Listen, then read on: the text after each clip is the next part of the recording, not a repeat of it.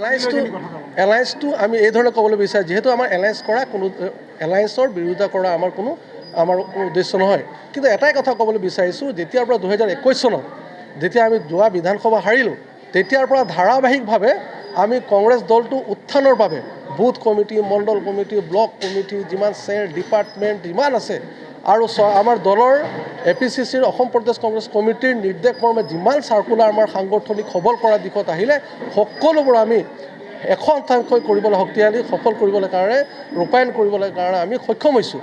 তাৰ পৰিপ্ৰেক্ষত আমি দলটো এটা মজবুত কৰা দিশত লৈ গৈছিলোঁ আৰু ইলেকশ্যনৰ কাৰণে আমি ৰেডি আছোঁ।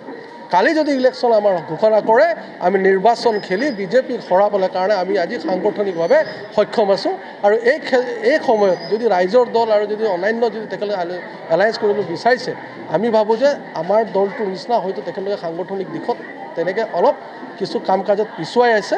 গতিকে আমি অনুৰোধ জনাম এই মঞ্চৰ পৰাই যে আমাৰ এই দলটো যিহেতুকে এইটো ইয়াৰ আগতে ক'বলৈ বিচাৰিছোঁ যে এইটো ৰামেশ্বৰ ধানোৱা ডাঙৰীয়া 40 বছৰ 8টা বছৰ কংগ্ৰেছ দলটোক এইখন শাসনৰ পৰা ৰাখিছিলে।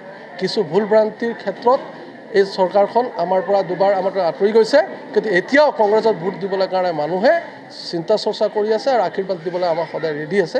গতিকে মই আপোনালোকৰ এই মাধ্যমৰ জৰিয়তে আমাৰ অসম প্ৰদেশ কংগ্ৰেছ কমিটি তথা AICC কংগ্ৰেছসকলক অনুৰোধ জনাম যাতে এলায়েন্স নকৰে। এলায়েন্স যদি কৰিব, আমাৰ দলটো আকৌ দুৰ্বল হ'ব। গতিকে আমি সকলোকে অনুৰোধ জনাইছোঁ যে এলায়েন্স নকৰে, আমি এলায়েন্স নকৰাকৈ আমি যদি কংগ্ৰেছ দলটো তেতিয়া দিয়ে, আমাৰ যিকোনো প্ৰাৰ্থীক যিকোনো কেণ্ডিডেটক দিলে আমি ইয়াৰ পৰা আমি কংগ্ৰেছৰ বিধায়ক এজন অসম বিধানসভাত প্ৰতিনিধি কৰিবলৈ কাৰণে আমি সক্ষম হৈ আছোঁ।